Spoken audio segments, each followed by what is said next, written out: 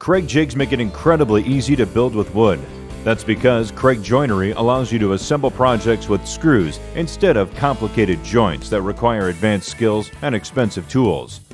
The Kreg jig makes this possible, but it's the Kreg screw that makes it all work by holding your pieces together to create a strong, long-lasting joint. Kreg screws are engineered with unique features that ensure they'll provide the best possible results in Kreg pocket hole joinery. One of the easiest ways to see those features is to compare a Kreg screw to a standard screw. Side by side, it's easy to see the differences. For starters, the Kreg screw has a square drive head. The square drive bit fits deeply into the head, which makes it easy to drive the screw. With an ordinary screw, the driver can slip easily, and that can prevent you from driving the screw all the way, or worse yet, strip the screw head. A Kreg screw looks different from an ordinary screw at the other end too. It's what we call a self-tapping tip. The self-tapping tip means that you don't have to drill a pilot hole. Just drive the screw and it creates its own hole without splitting the wood. Try that with an ordinary screw and the results are usually much different. You'll also notice that a Kreg screw doesn't have threads along its entire length like an ordinary screw does. As you drive the screw in, the threads bite into the mating piece. In the pocket hole, the smooth section of the screw can turn freely so the joint pulls together tightly. With an ordinary screw, the threads on the upper portion of the screw can actually prevent the joint from drawing tight. The cutaway helps illustrate one more important feature on the Kreg screw, the flat underside of the screw head. That flat area fits perfectly against the ledge at the bottom of the pocket. As the screw cinches down, this directs all of the screw's force straight in line with the screw and draws the Kreg joint tightly together. With an ordinary screw, the flare shape of the head directs force outward as the screw cinches down. This can prevent a tight joint and even split out the base of the pocket hole. There's one important feature of a Kreg screw that you can't see just by looking at it. It's case hardened. Kreg screws are treated to have a hard outer shell that gives them toughness, sharp threads, and a head that doesn't strip out. But case hardening allows the inner part of the screw to be a bit softer. That's actually good because a softer core prevents the screws from being brittle, which can cause ordinary screws to snap. Looking at all those features, it's easy to see why your Kreg projects demand Kreg screws. And now when you look at a Kreg screw, you know how it works.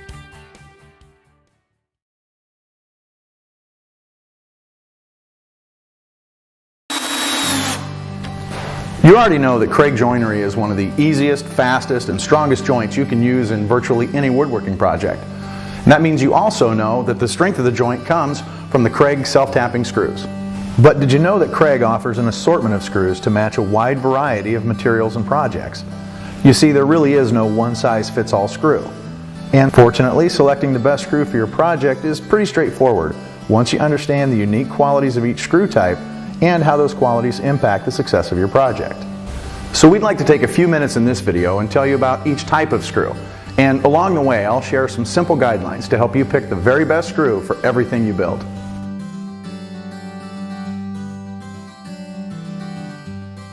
The first thing we need to talk about is composition, or what the screw is made of.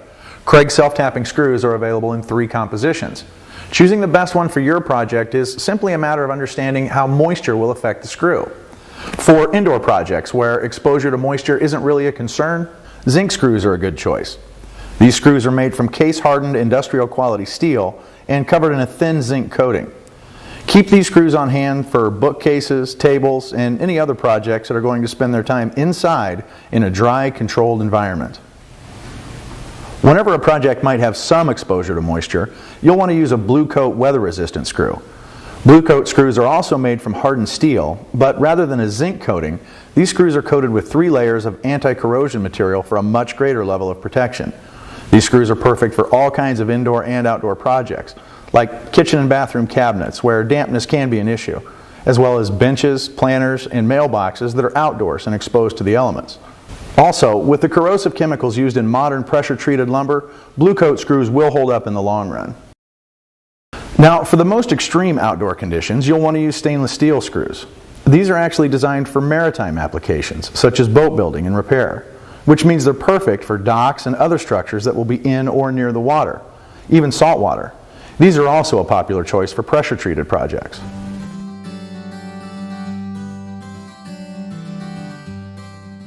If the strength of a Kreg joint is in the screw, then the strength of the screw is in the threads.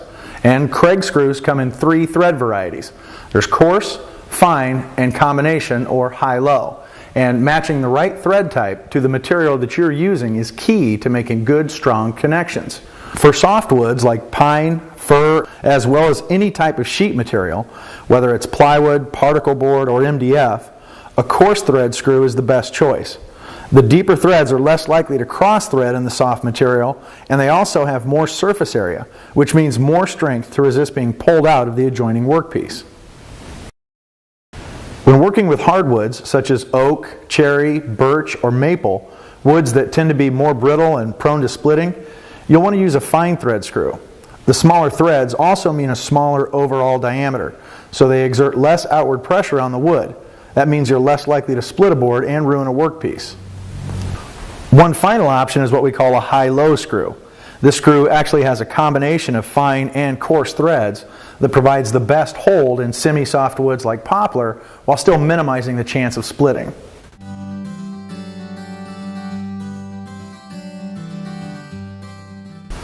Next up is head style, and here you've got 2 choices, the Maxi-Loc washer head or the smaller pan head style. In most cases you'll want to use the Maxi-Loc head to create the strongest possible joint. These screws essentially have a washer built right into the head that provides a large surface area to exert the most pressure over the widest area. Panhead screws are the preferred choice when working with half-inch thick material or when building with extremely hardwoods like ironwood, ipe, or mesquite. The smaller head diameter means they fit inside thinner material better and allow the head to sit below the surface of the pocket hole. The reduced shank diameter makes them less likely to split thin or extremely brittle material.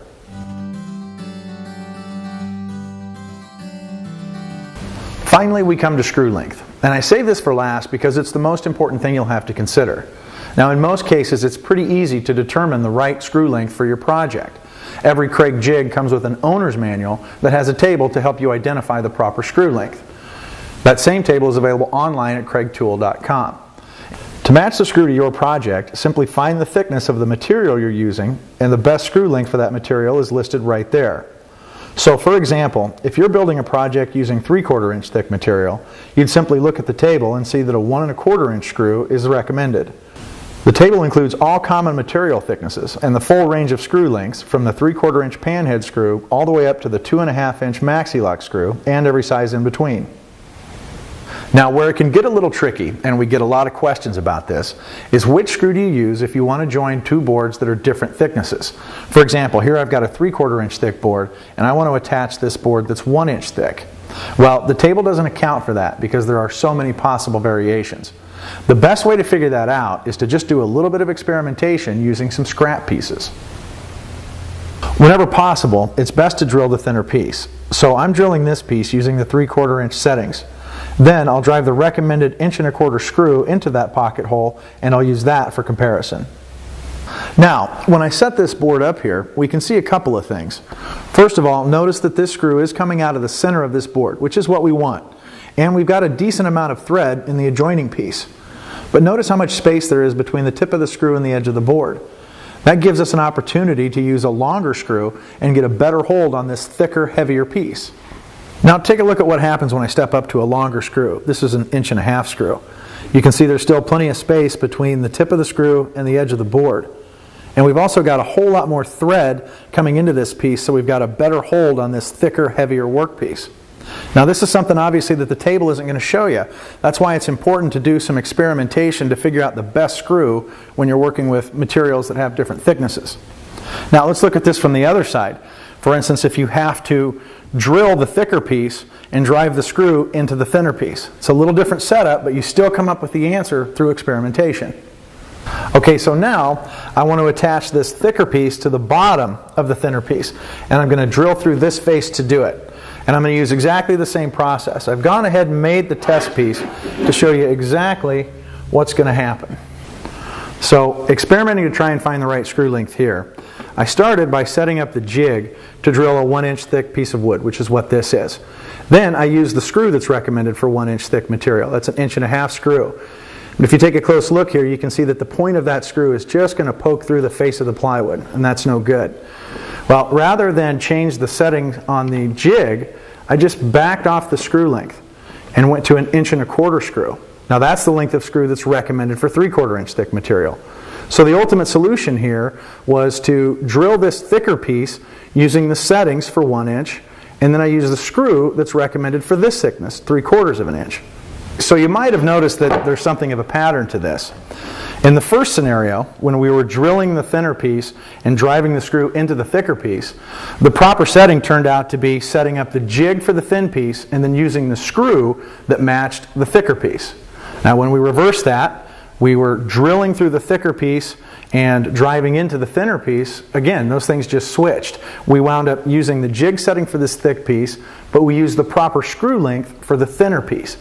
So that's a pretty good rule of thumb, but it's not a hard and fast rule.